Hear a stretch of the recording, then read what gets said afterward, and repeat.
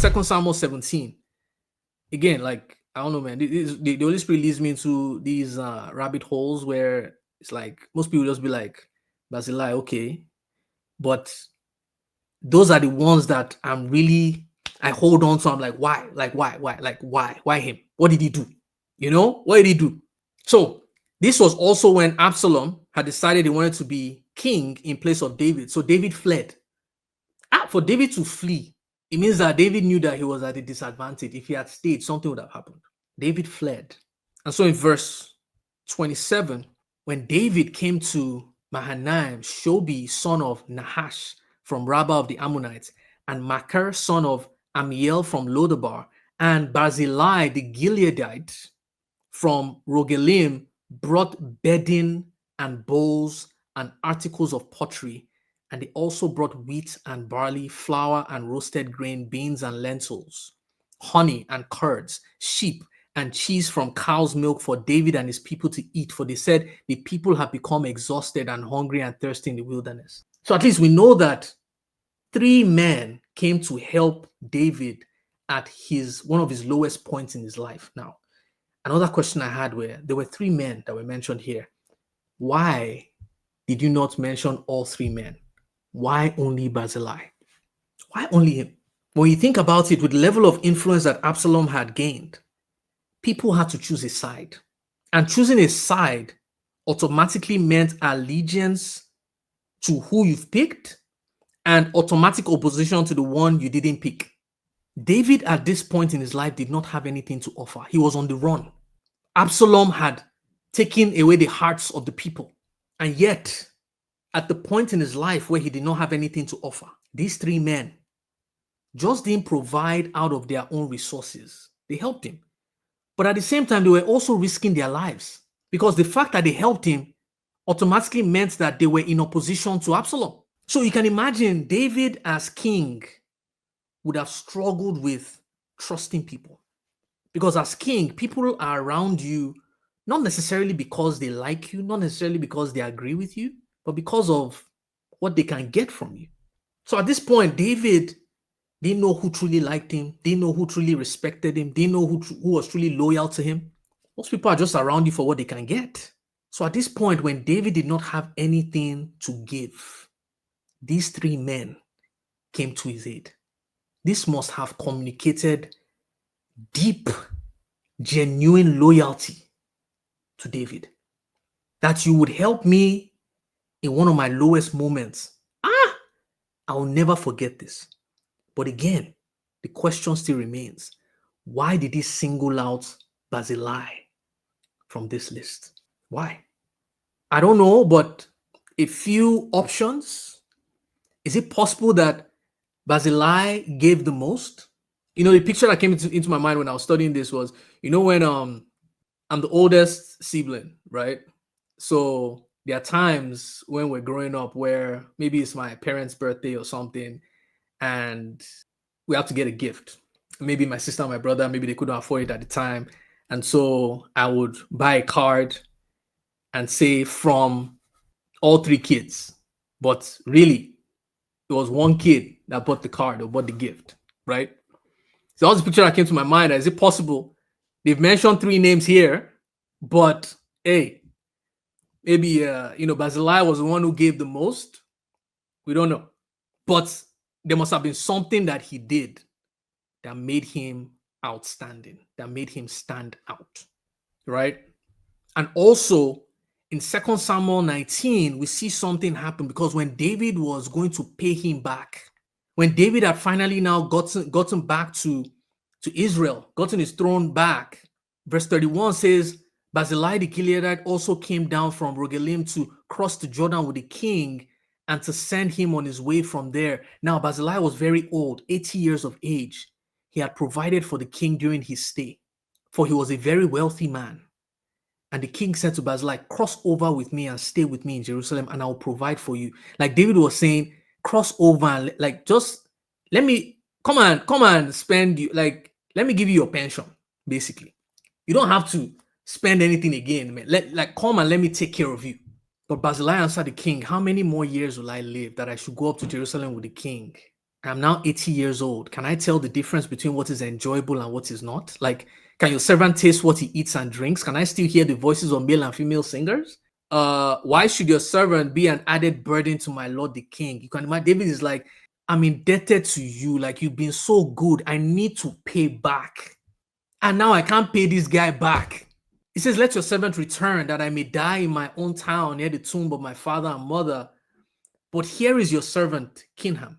Let him cross over with the Lord the king. Do for him whatever you wish. David is like, nah. Yeah, I will help him, but that doesn't, the equation is not balanced. Maybe the others only took care of David one time. But Barzillai, like, David, what do you need? Remember, I was wealthy. What do you need? I got you. Just don't worry. David is like, nah, this guy. What he did stuck with him, that with his dying breath, he said, even if I can't honor him, his children will be honored because of what he did. He told Solomon, show kindness to his children, to his sons, that they may let them be among those who eat at your table. You know, when I was studying this, the Holy Spirit shared with me how we are sowing seeds in everything that we do. And the reality is you may not reap where you sow, but you will always reap what you sow. Barzillai did things out of the generosity of his heart. He did not know that he was sowing seeds for his children. And a lot of people don't realize that there are blessings that we are walking in today that we received as inheritances, not based on our actions. Everything we do is a seed. What are you sowing? What seeds are you sowing? What seeds are you sowing that your children are going to inherit? It is why one of the greatest gifts you can leave behind is a good reputation, is a good name. A good name is a currency. It is a convertible resource. Can you imagine what being in close proximity to the king would have given his sons? David, there's a land that we're fighting over. David is like, what? Can't sort it out. How much would they have paid to sort that out? Their proximity to the king gave them a currency. That's what you call an intangible asset. A good name, a good reputation is an intangible asset. You cannot feel it, but it is convertible. He also says, and remember, you have with you Shimei, son of Gera, the Benjamite from Bahurim, who called down bitter curses on me the day I went to Mahanaim. When he came down to meet me at the Jordan, I swore to him by the Lord, I will not put you to death by the sword. But now do not consider him innocent. You are a man of wisdom. You will know what to do to him. Bring his gray hair down to the grave in blood. That will be an assignment for someone. Put it in the comment section. Do your investigation. Figure out why was this important for David to mention at this point. 1 Kings 2.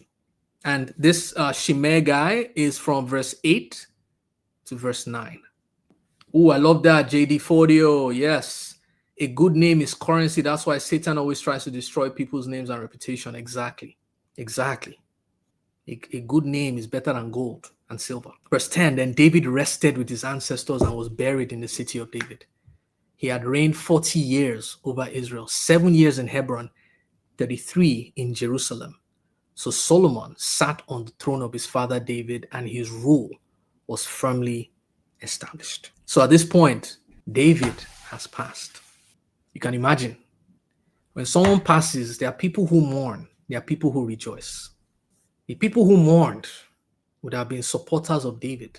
The ones who would have rejoiced would have been the opposition party. You can imagine Adonijah. It's funny how Adonijah now appears after David has passed. He reappears after David has passed. Because before David passed, Adonijah, in his mind, not even in his mind, he had become king. He was already celebrating. He's already like Solomon. Who is Solomon is a young chap. There's nothing he can do. He doesn't have any influence. There's nothing he can do. David is old. He did not see this coming. He did not see what happened coming. It feels like Adonijah had idolized Absalom, because everything Absalom did, Adonijah repeated. It's like Adonijah studied the playbook of Absalom. How did he take over? And he was trying to repeat the process. But David had now passed. Solomon is probably like, man, it's time to grow up, man. They are probably going to come for the throne.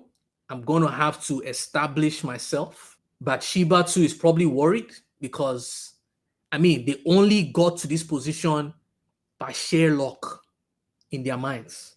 It's like if David wasn't here, Adonijah would be king right now. Now, the one who was the difference maker is now dead. What are we going to do?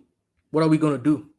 Adonijah, Joab, Abiathar, the three-headed monsters that concocted this plan are still alive. What happens if they try it again? So at this point, imagine from Adonijah's perspective, Adonijah had tasted what it feels like to be a king. He's celebrating, everybody's shouting, long live the king, Adonijah. He has basked in that euphoria. And what he thought was going to last decades only lasted a few hours. That kind of memory cannot be easily erased. Even though when the plan failed and he begged Solomon, when Solomon said go, because Adonijah thought he was a dead man, and Solomon told him go, he would have been grateful in that moment. But after, he would have been like, man, that was weak though. Shouldn't have done that. In his mind, he'll be like, Solomon ain't got it, man. He's not a killer. But you can imagine that memory had been etched in his heart.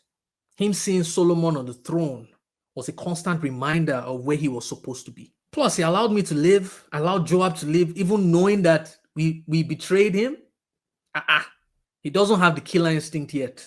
He's young. This is what happens when there are no consequences. Actions get repeated. When there are no consequences, mistakes get repeated. If they had put him in jail for like 3 years, maybe like they had cut one of his legs, maybe the guy would have, this guy would have put the fear of God in him small. But he said, go. No consequence for this elaborate plan you just did? Nah. We're gonna try again. We're gonna try. This time we're gonna wait for the trump card that they played. We're gonna wait for David to go. So verse 13. Now Adonijah, the son of Haggith, went to Bathsheba. Why is everybody going to Bathsheba? There has to be a direct correlation. They were going to Bathsheba for a reason. I believe there must have been a strong connection between Bathsheba and Solomon, that they must have believed that whatever Bathsheba says, Solomon will do. Because when Nathan heard, he went to Bathsheba. If you want to save yourself and your son, why didn't he go to Solomon directly? Why didn't he go to David? He went to Bathsheba. Bathsheba was a very influential woman. Adonijah, out of the plan, the second plan that they've done now, they're like, let's go to Bathsheba. She'll be the best option. Bathsheba, David's heir. She'll be the best option here. So the question I had here, why Bathsheba? Why did he request for Abishag? Seems like a strange request to make. Now, again, it feels like Adonijah was literally following the blueprint from Absalom's playbook, hoping that his own would work this time. Because Absalom was the closest to come to taking over. So 2 Samuel 15:1, let me show you something. In the course of time, Absalom provided himself with a chariot and horses and with 50 men to run ahead of him. Does that sound familiar? 50 men. 1 Kings 1 that we did last week, verse 5. Check out what happened. Now, Adonijah, whose mother was Haggith, put himself forward and said, I'll be king. So he got chariots and horses ready with 50 men to run ahead of him. My man didn't even try to modify, like just copy and paste, man. Like, dude just copied and pasted. So Absalom used 50 men. Okay, let's take 50 men to run ahead. Like, what are the odds? Like, why 50? He did the exact same thing that Absalom did. And when Absalom wanted to strengthen his position in 2 Samuel 16, verse 21, guess what happened? Ahithophel answered, because Absalom had asked Ahithophel for advice. Ahithophel said, sleep with your father's concubines whom he left to take care of the palace. Then all Israel will hear that you have made yourself obnoxious to your father, and the hands of everyone with you will be more resolute. So Absalom, even after he had taken over and chased David away, in order to strengthen his position as king, slept with his father's concubines. Adonijah wanted to do the same thing. It's like as a way to strengthen, because remember, even though he had lost the position to Solomon, he still had a lot of supporters. It's like as a way to prove to those people who once supported you, but based on what happened, they risked their lives for you and they almost got into trouble. The only way that they will come back to support you is if you are willing to do something to show that you are actually willing. And so at this point, is it possible that they're like, I think the only way to do this now is we need to get one of the concubines. How do we get there? They can't see us coming. Thank you so much for watching. If you enjoyed this clip and you want to know how to hear from God using the Bible, I'd love to invite you to a live Bible study session that is happening every single day, Monday to Friday, 5 to 6 p.m. EST, where I show you how to not just read the Bible for information, but how to meditate on it for revelation, because revelation is the key to your transformation. Take care. Bye-bye.